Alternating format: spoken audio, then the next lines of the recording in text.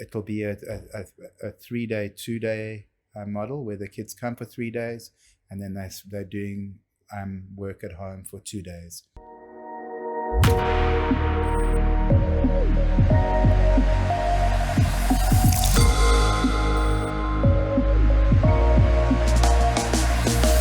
What is up, everybody? And hello from planet Earth. I'm your host, Philip. Most of you'll know me as Phil, and this is the Future Minds podcast. Simply the best podcast out there, covering all you need to know in EdTech, online learning, the digital economy, and what's being done around the world to shape the minds of the future.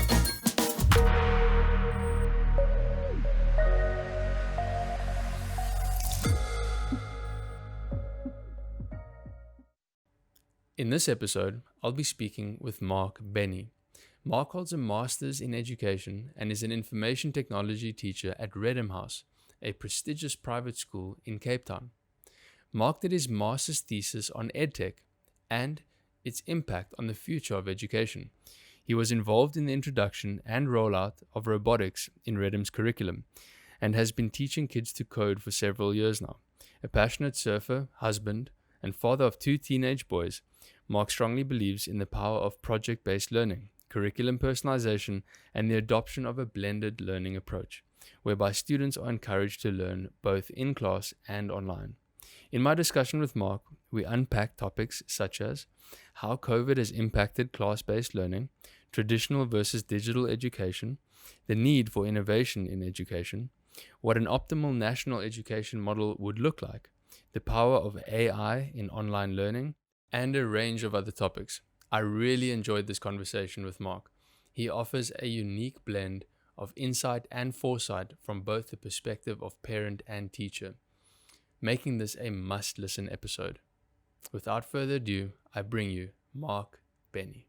Marc, thanks for joining us. Sure. Maybe just to start off, would you mind just giving a little bit about background about yourself? Who you are, what you do? Okay, I've been a teacher and educator for just over 25 years now. I did some teaching in Asia when I first finished at university.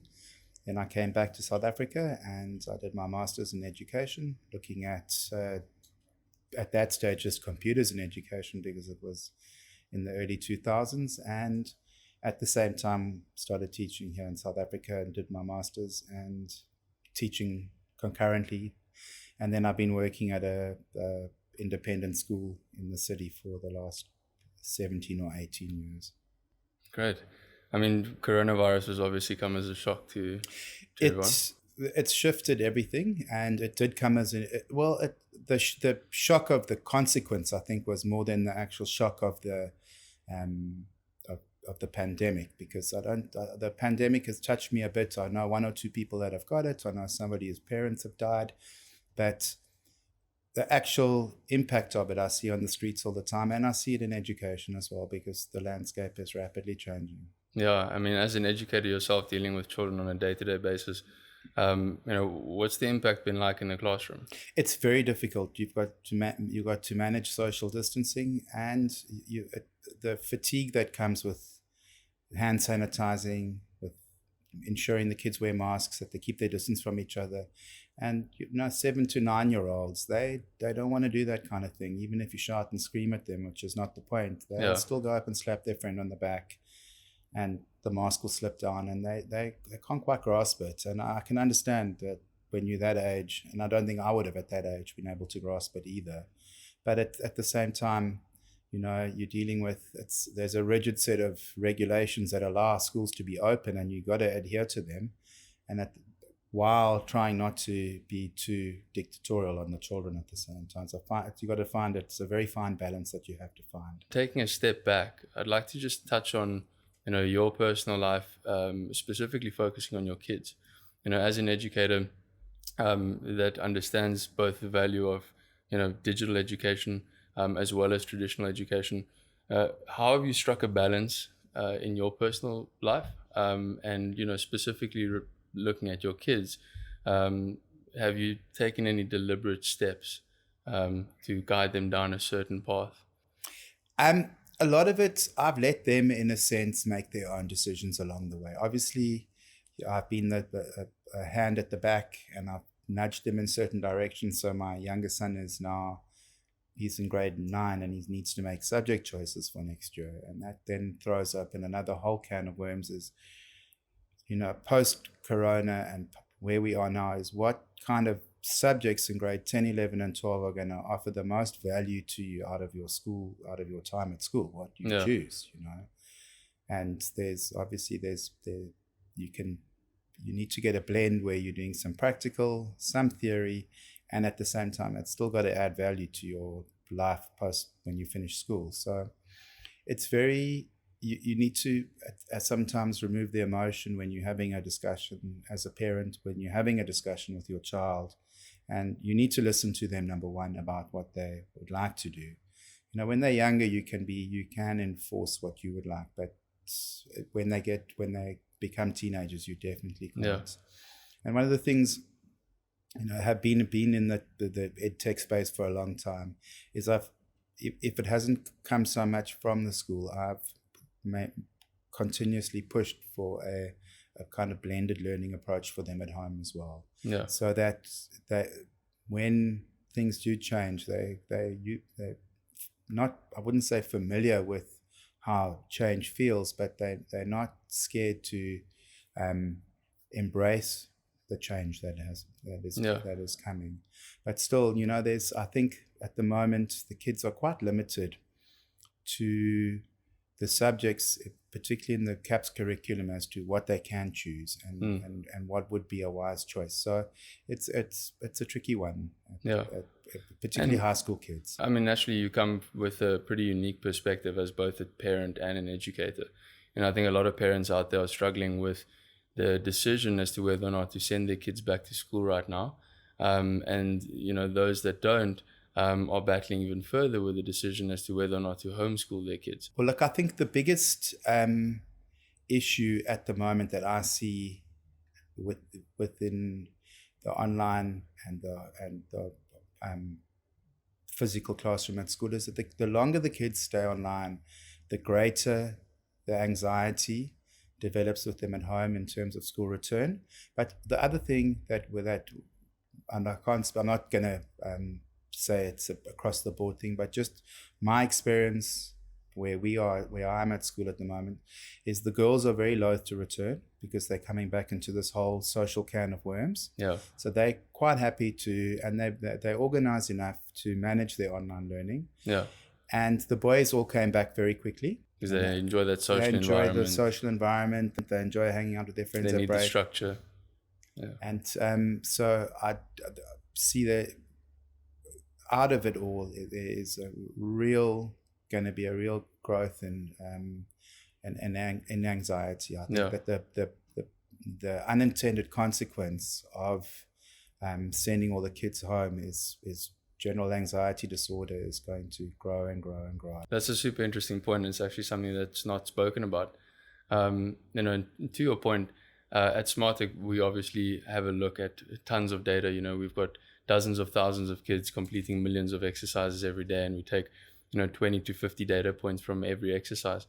And interestingly, across the board, as one would expect, boys and girls on an academic level perform pretty much the same when you're looking at it a purely empirical academic sense. On the numbers game, for sure. But their learning approach, their learning styles, and their ability to interpret certain types of information, or at least the areas of interest, ranges. And it's very clear separation between boys and girls in that regard. And as you just mentioned, girls may be coming back to the school environment with significantly more anxiety. And that has a whole sort of can of undesired consequences with it. So I guess the point that I'm trying to make, or the question that I want to ask, is, looking at a blended education, are there certain aspects of a child's development that parents or educators or online educational programs need to take into account when they're developing a curriculum for a boy or for a girl, or is it something that you can apply across? Yeah, well, look, obviously in a South African context where you've you have to deliver, where a curriculum needs to be delivered that meets the needs of the country, it's a little bit more difficult to tailor make something that is more specific. But definitely, I mean, obviously your core subjects, your English, Afrikaans or isiXhosa here in the Western Cape, maths, the core ones you do, I don't think you can edit them too much to incorporate like socio-emotional feelings. But I definitely think within the life orientation curriculum, you know, there's been a lot of focus in South Africa in the life orientation curriculum on HIV and sexual awareness and sexual education, but which is understandable given the history of our country and where we are now, and with HIV being something that has been a real sticking point over the years in the country. But these psychological disorders and psychological conditions are rapidly emerging, and they are emerging because of social media, number one. Yeah. So even if it's not playing out at school, it's still playing out in the digital world, whether it be cyberbullying or whatever.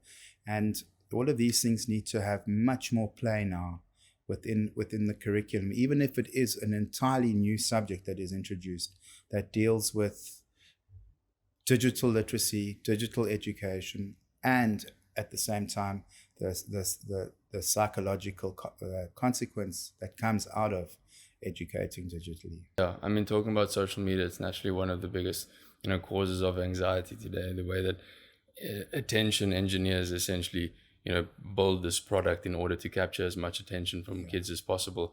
That said, screen time is obviously an issue that parents are concerned about, teachers are concerned about, but to a degree, using technology in a productive manner is a net positive, in my opinion. Well, I don't quite think screen time and the use of technology to learn are quite the same. If your kid's lying on the couch playing around on Instagram, or whether they're playing a linked Minecraft game, that's different to sitting down and tackling a school project where you need the tech.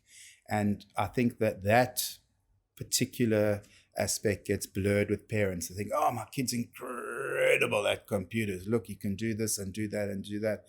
That I don't think is making the most out of technology to educate your child. And it's to find that balance, because it's a fight that you will continuously have with your children. Yeah.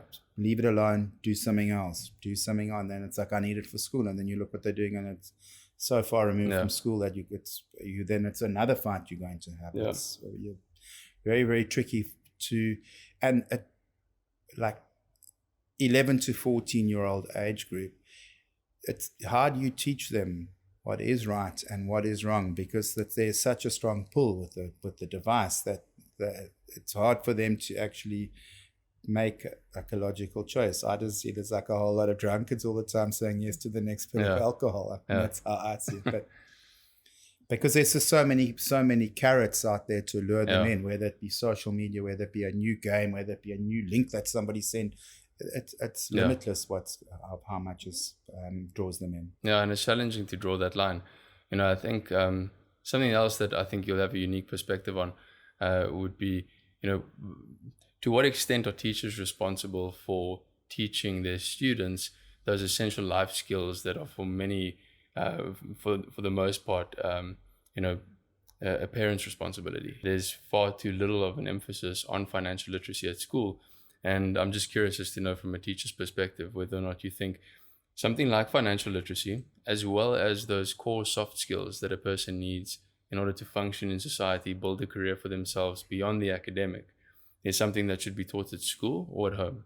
I think that, look, obviously, if your parents are having conversations around dining room table in the nighttime about business, there's a lot of osmosis that goes on with the children. But at the end of the day, the first time that the children in South Africa come across any form of economic sciences is in grade 7. So maybe before they'll touch on a market day here or there, either it's as a fundraiser for a charity or for something that the grade may want to do. But the actual idea of profits and any financial literacy around it isn't built into that into that activity. And the first time they really touch it is in grade 7, and that's when the kid is turning 13. Yeah. And I do think that it does come in maths, and you do work on profit here or there, but it's housed in maths. It's not housed in actual a subject that is structured towards teaching financial literacy. And I think out of this, hopefully will emerge a new curriculum, and I hope that is definitely one of the subjects that they start at the beginning and they carry it through, because it used to be, prior to the CAPS curriculum being released in the National Curriculum Statement of 2001, it was built in right from grade 1, where there was touching on financial literacy all the way through. Okay. But when there was too much burden on the teachers from an administrative point of view, that they then cut down the number of subjects that kids were doing to lessen the administrative burden, and unfortunately they chopped away some subjects that should still have stayed in the curriculum here in South Africa. I see. Something that sort of stood out to me over the last couple of years is the question as to whether or not your traditional education, specifically relating to tertiary education, is as valuable as it was 20 years ago. And when I say valuable, I don't necessarily mean the degree itself, but studying at a specific brick and mortar prestigious institution, for a much lower price, accessible anywhere in the world. And the thing that really stands out to me there is that the need for a country-specific curriculum sort of goes out the window. I don't know what your thoughts are on South Africa's curriculum specifically, or country-specific curriculums, or should we be looking at like a universal, agnostic, global curriculum? There's a young guy that stays 2 houses down from me who probably 5 years ago, and in fact his sister's at Stellenbosch University, but he's opted to study engineering online. And that was his own personal choice. And he is doing it through a European university, and they come in 3 or 4 modules in a year, and he's got to work hard on those modules, and he has submission. There's a big hall somewhere in Cape Town, I'm not too sure, where he goes for the June exams and then the year-end exams, or whenever he does write exams. They're not quite at the same time that they're... But a boy like that, even 5 years ago, would definitely have been a candidate for UCT or Stellenbosch at a brick and mortar university to study engineering. Yeah. And he's now obviously looked on a bigger picture and gone for his choice of university in Europe, and he's doing it at home. And it was quite enlightening for me when you speak to him. It's like, well, I want to go into this line of engineering, which UCT doesn't quite offer and Stellenbosch don't quite offer. So he's then obviously, he needs a curriculum that's more personalized for him. And I think that a personalized curriculum going forward for children is definitely going to be where there's a lot of development going to happen. There's a big online institution that's started by the Maddox brothers called Valentia Institute. Now that's a school-based institution for online learning, and then they've also got some post-matric stuff that they offer. And what they do there is that you can basically tailor make your curriculum. So if you want to do a Cambridge system, if you want to do the SATs from the United States, it's all there for you, that you can kind of choose your own educational journey as a youngster, and that will take you to where you want to go. Whereas brick and mortar universities and the schools that are existent in South Africa at the moment are very defined in the way that they channel you, where they think the biggest schools where there's lots of kids, they're like, okay, this kid's good at maths and science, let's channel them towards a focus on engineering. When he finishes school or she finishes school, this person is very good at accounting and business, let's channel them more towards the working financial institutions, which I think is a consequence that has come out of the colonial system and colonialism, because obviously you needed to have a certain amount of engineers, a certain amount of doctors, for the society to continue to turn itself over. But the online space and the digitization of the world has changed that playing field completely. And while you still need many people to fill those roles, there are many other roles that need to be filled in society as well. And to broaden the curriculum and offer more opportunity, I think, is definitely essential. what has to go in the way forward. Yeah, and one of the points that stood out to me was, talking about that student that did the online engineering degree. That was his personal choice. Yeah. I feel like a lot of kids these days sort of are sent down a path that they have very little involvement in actually making that decision. The first time they probably get to make a decision is when they're postgraduate. Yeah. When they then want to specialize, if they're a doctor, or if you've done a finance degree, to which section of finance do you want to go into, or anything else that you've studied that where there is that specialization later on. I think that specialization the first, otherwise it's all cut and cloth for you. Yeah. That's the way you're going to go. Yeah. And I mean, you're certainly not going to succeed at something that you're not innately interested in. Well, you're never going to even do it. Yeah. Even if you study law, if you don't want to be a lawyer, then you're not going to be one. Yeah. You'll use the law degree to push you into another space where you want to be, but actually maybe you should have just done that from the beginning. And that's sort of the interesting thing. You get to university, and all of a sudden your high school academic achievements don't mean anything.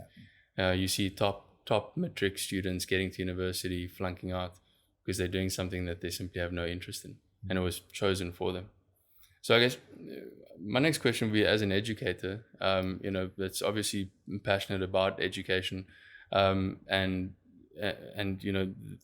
providing a world where the next generation has access to the right tools in order to further themselves. What would you do to change the current education system? I would restructure it. I would remove most of the content, and I would remove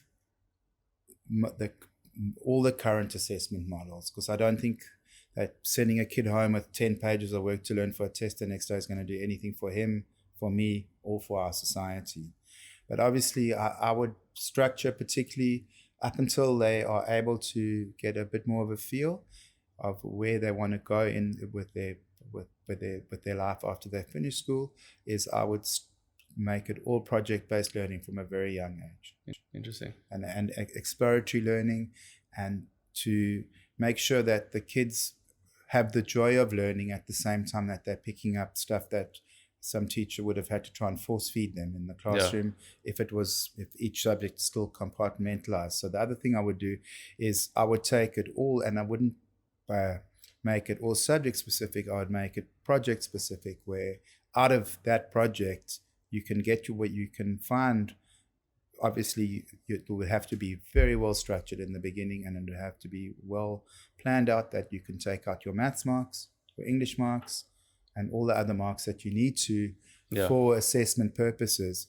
But it's not in the sense of a formalized assessment where you sit quietly for 45 minutes and do a test. And if you want to still do that kind of test, then make sure that the kids need to learn nothing. Because if I need to learn something and my mother sits behind me with a book in the nighttime and smacks my head, I'm going to rote learn that stuff and be able to regurgitate it. Yeah. But not all children are like that. And it's the kids that are the free thinkers and the thinkers that that struggle with that, squeezing them into the box. So that those are the ones you want to free up, because they're going to make the difference in society when they get older. Yeah, I mean, looking back at my personal education journey at school, I was fortunate enough to do quite well academically. But a lot of that stuff was really just the ability to learn and regurgitate something. Only until probably after university or during my varsity years that I really realized, why you're doing maths. I mean, even sort of late school, up until matric, you're taught to do certain sections of maths in certain ways, to answer certain, equations in certain ways, to solve problems in certain ways. But fundamentally, you're never really taught to understand why you're doing those things. And, the real unlock for me at school, specifically with maths, was when I sort of had to understand, fundamentally, I think understand is the wrong word, but to unpack the understanding or the back end of this section of mathematics, like fractions. Yes, multiplying fractions is done this way, that's great, but why are you doing that? And once you understand that, it's quite easy to do any set of fraction multiplication exercises. It's that inquiry. That is, I think, is lacking. And CAPS, in its vision, wanted to increase that inquiry, but the inquiry's got to come for the children without administrative demand from the education system or from your employers. You need to let the kids, if they're going to sit down for 4-5 days, 2 weeks to work out something, if they're going to get the answer to that, then it may have taken you 6 months of squashing it into them. But if they come to that answer by themselves, it's far more meaningful for them when they need to apply it. Yeah. I can force the answer on some kids, but that's not going to help them apply the thinking behind it, which I think it is critical now. When you finish school, you need to be able to think for yourself and think critically. Yeah, that's another thing that, for example, it's not directly taught at school. Like critical thinking, thinking in a logical manner, having certain reasoning skills. These are soft skills that help you significantly in life. But I felt, at least in my education, that was completely lacking. It wasn't until university where I had to sort of go into my own personal self-development journey that I started unpacking these things, like the ability to think critically, the ability to question things, and only then did I start, with that intrinsic inquiry into my personal education. Well, the education system, and it has been for several hundred years now, in Western society, particularly, has been designed to feed the colonial model. Yeah. You have the system ran. It needed they needed people to fill the system. Yeah. And because of that, you can't have inquiry in that model. It'll defeat the model. Yeah. And you're not going to get the people that you need to go and work in the city council buildings that are going to push all the paper, or whether they're working for a big corporation that they're going to be sitting in the back corner, whatever they do. You're not going to get those people coming out of the system. Yeah. But now with the digital world, you don't need those people in the system anymore. They need to do something else. As an educator, where do you see the sort of state of education, specifically from a teacher's perspective, in the next 5 to 10 years? Well, I think that whatever was the conventional wisdom before has been completely reconfigured by COVID now anyway. So it's going to be, at the moment now, I think that the schools really do need to let the COVID dust settle. I'll give you the example of like some of the lessons.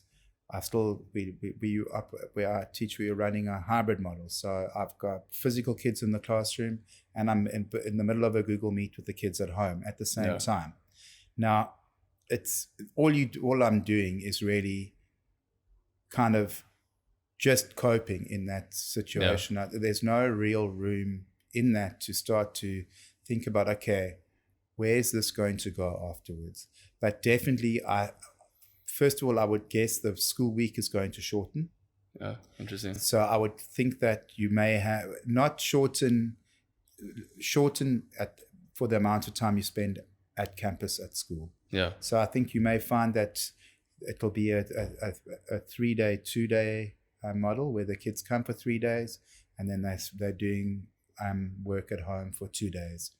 Just because the other thing that I've done, and it's really something that is not spoken about much or identified much with in this fourth industrial revolution, is before the kids wrote with a fountain pen. 25 or 35 years ago, the kids wrote with a fountain pen. Yeah. To write 5 or 8 lines off the board that the teacher had written with chalk, it took you 45 minutes. Yeah. That's what it took you. Now, if a kid's got an iPad, that same thing is going to take him 5 minutes or 8 minutes to do, provided you give them big enough chunks of work to do.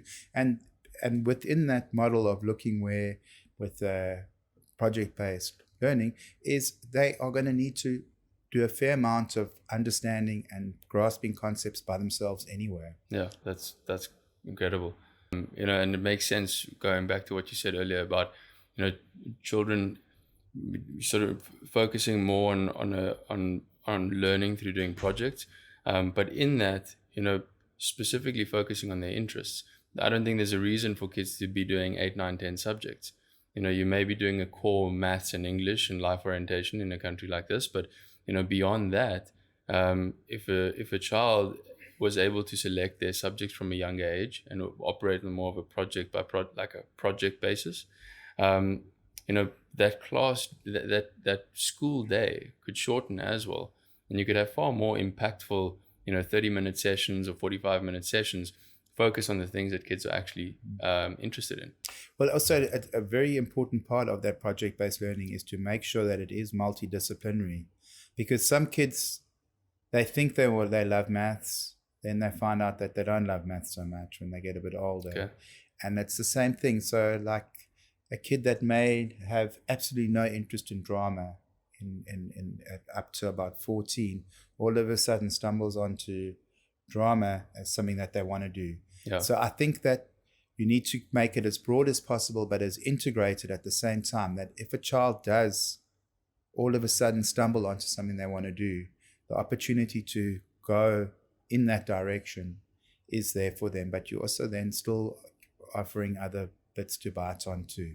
So I really think that it's part of the educational journey going forward has also got to be the kids discovering themselves more. Yeah. So I think that they need to be able to work out, and like an 18-year-old can tell you, yeah, but not too well, but they can give you some sure. a bit more about themselves. But a 12-year-old isn't going to be able. They'll tell you what they like and what they don't like, but that's very much driven by like a needs issue. Yeah. It's not driven by any thinking behind it. And I guess traditional schooling, in a way, and when I say traditional, I'm thinking like pre-2000s. It was sort of very authoritarian. You've got an educator and you've got pupils in the class, and the pupils listen to what the educator says, and there's no real conversation going on between the two. Now, I would imagine over the last 20 years, and looking back at when I was at school, that has changed in the sense that it's more appropriate for students to have direct conversations with teachers, to go back and forth on things that they may agree with or disagree with. And I think encouraging that sort of individual thought is really important. But to what extent do you think, again, as an educator, you should be allowing students to, determine what their curriculum should look like? Look, I think you need to put parameters down. Definitely, I think parameters are very important, because that just giving the kids the frame allows them then to explore what's inside. Yeah. So by defining how far the thought must go, that's your job as the educator. Yeah. I'm not there to discipline you for you can do the work or not. I don't care if you don't do the work. Yeah. But if you're going to do the work, it needs to be within this way of thinking. Yeah. And then from there, you can start to develop those, because that's like what you're talking about there. That's like the back end of critical thought. Sure. You want to plant the seeds of critical thinking in a way where you give them questions to answer, and that then will set out the parameters of how you want them to find the answers. Yeah. So one of the things that this coronavirus lockdown has done is forced parents to consider homeschooling, at least a temporary homeschooling, potentially permanent homeschooling. As an educator, what are your thoughts on homeschooling? And out of interest, what are you doing with your kids? Well, the whole of from when lockdown started until the big second week of July, they were at home, online at school. Okay. But I do think that learning online and being at an online school are quite different in its ways. That if you are going to go and do your schooling online, the package comes in many different ways. You still dictated with our school going online. You're still dictated by what the traditional values and the rules that are existent in the school, that you have to be attending from this time to that time, and the lessons are going to be the same. They're going to maintain the timetable. Whereas if you are going to go to school online properly, that's going to be different, and it's going to either come with work modules, with some contact time or no contact time, embedded videos, depending upon how the curriculum has been structured, that it's going to be followed. So And with that does have to come a certain amount of motivation for the children to learn. And what I've found is that the kid, obviously within a cohort of 100 kids, you're going to have 10 kids that you could put them under a tree in the middle of nowhere with a Wi-Fi connection, and they're going to get, they'll make, by hook or by crook, make sure that they're learning everything, and they'll be fine anywhere. But you're going to have 35 to 40 kids out of that cohort of 100 that will sit under the tree and do bugger all. Yeah.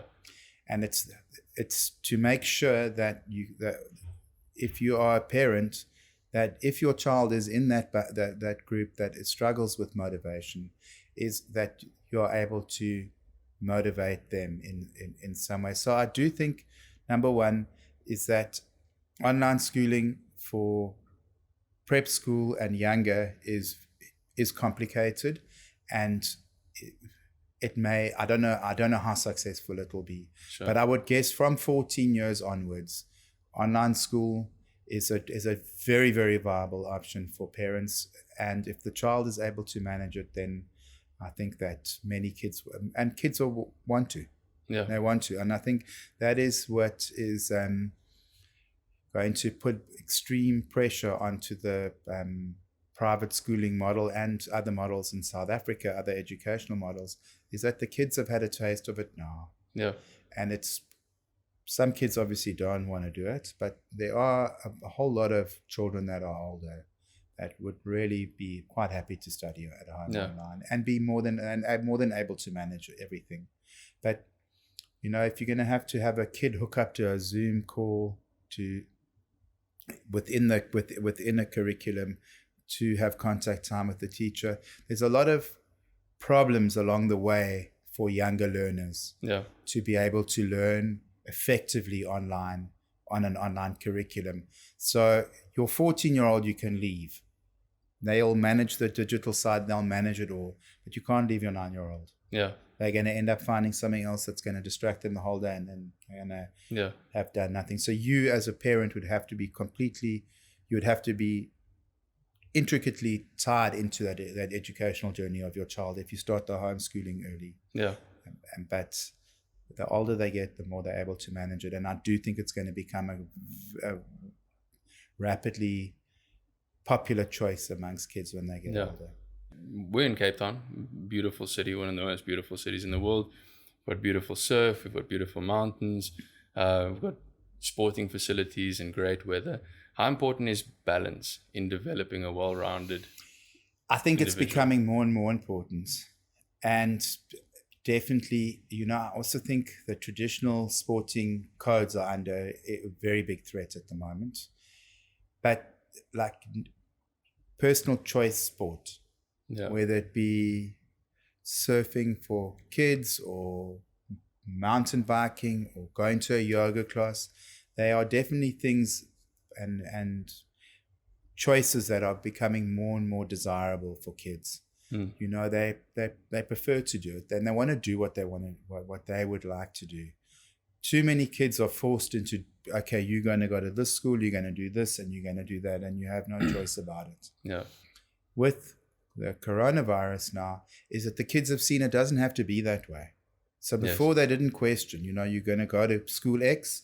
School X is a rugby school or whatever kind of school it is. You have to do that, and you have no choice. And then your Saturdays and your afternoons, all of that was taken up and consumed by either the need to identify with the school in its traditional values, or identify that through the teacher motivation, we've got this incredible team, you must be part of the team, and they give you that buy-in where you kind of get that like kind of big cultural buy-in where everybody shares the same space, whether it be supporting or being on the field. But I think that model is under severe threat at the moment. First of all, there's going to be no organized sport for now and for next year. That's canned. So then these schools that have relied on that and have relied on that for their kids, how are they going to bring them all back? I can't. I mean, for me, I can't see how if you've taken. You've shot a child has had an opportunity, a young person had an opportunity to experience something different. They're not it is different, and if they like it, that you're not going to get them to go back to what that was before. Yeah. So I definitely think that choice is going to play a far bigger role in what your kids want to do. Yeah. And then it's going to become, what choices do they have? Yeah. Well, you mentioned, surfing, mountain biking, yoga classes. Something that I think about when I think about that specifically is, each one of those activities, besides the physical stimulation, it's also sort of a mental meditation. And, as schools become more progressive, as society becomes more progressive, do you see mental sort of mindfulness, self-awareness, and involved in that critical thinking to a degree? But do you think schools can start implementing that in a way? They should be running mindfulness programs from when the kids are 5, 4, as soon as they are able to be mindful of a decision that they make. I wish it's something that I was taught at a young age, and again, just through pure curiosity and stumbling upon things online, that you go down this rabbit hole and you figure out, well, there's this whole world of mindfulness, self-awareness, critical thinking, that you just wish you were educated at a much younger age on. Educated in it just a little. And I would argue that these are more important life skills than the ability to pinpoint a country on a map somewhere. For sure, because you can use Google. Exactly. Yeah. So you don't need to learn continent of Africa anymore, but to learn how to be empathetic to the people around you and to be aware of the environment and the impact of the environmental consequences of you being on this earth, and the mindfulness that's underpins that, I think, is vital. And I think specifically for the mental health component, as you mentioned, one of the biggest drivers of anxiety these days is social media. It's only going to get worse. So how do you get these young girls and boys who are rife with anxiety to just calm themselves, to be able to control their mind, to be able to control their state? It doesn't happen without a degree of self-awareness and of mindfulness training. And you need to be trained. Yeah. It's not something you're going to pick up. It's not a skill you'll pick up. Especially at that age. Yeah. What do you believe about the education system, or about education in general, that most people disagree with or don't necessarily believe? I think a lot of people think that your kids are going to be disciplined at school. And I think that is a very big misnomer. Yeah, that's because I have, as a teacher and as a parent, have enough issues of my own at home. I'm not going to discipline your kid. Yeah. I'll send you an email and tell you, but then sometimes I get an email response back saying it's happening at school. That's your issue.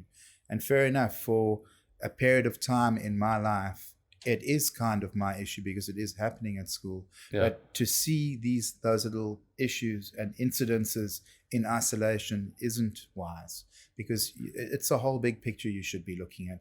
And hang on, if my kid is doing this, maybe there is an issue that I need to be dealing with, not you deal with it at school. Yeah. If it's a bullying issue or like trolling on social media or whatever you're up to. Yeah. It's I can speak to you at school and try and reason with you, but I'm not going to have a consequence for it. Yeah. If you hurt somebody, that like lining up after break and you kick them, that's a bit different. Sure. Because there's a bit of impulsivity, and maybe the kids and it's boys and they're rolling with each other. You have to deal with it differently. But the bigger picture stuff, I can touch on it, but I'm only with your kid for 2, maybe 3 years. Yeah. As a teacher, and then within the phase that they're at. And then after that, they're gone, and I'm not going to be dealing with them again. But don't think what's come up is going to go away. Yeah. Because that is part of within the kid's makeup, and that's stuff that needs to be sorted out at home as well. Yeah. I have one more question I'd like to ask, and that's, as a teacher, you're involved with students on a day-to-day basis, both online and in the classroom. But as a parent, how would you go about sourcing online programs, online, learning systems to educate your kids from home? Is that something that you would recommend people to do, or at least, how does somebody that is sending their kid to school use the benefits of online education to complement their current education? I think being informed is the most important thing behind making a decision like that. I think you need to do your research as a parent. You need to find out what's going to work for you as the parent, and obviously with your child being involved in the decision making as well. But there's a lot of educational product out there. Some of it's very good, some of it's average, and some of it isn't very good. But because it looks good with the gloss, you can have a curriculum, and you can get a whole lot of people that work websites, work with social media platforms with images and presentation, and you can present something that is really very average to look incredible. Yeah. So I think that you need to unpack your stuff. You need to have a good understanding of A, your needs, and then B, how you're going to meet those needs. Great. Awesome. Thank you for this conversation. I really enjoyed it.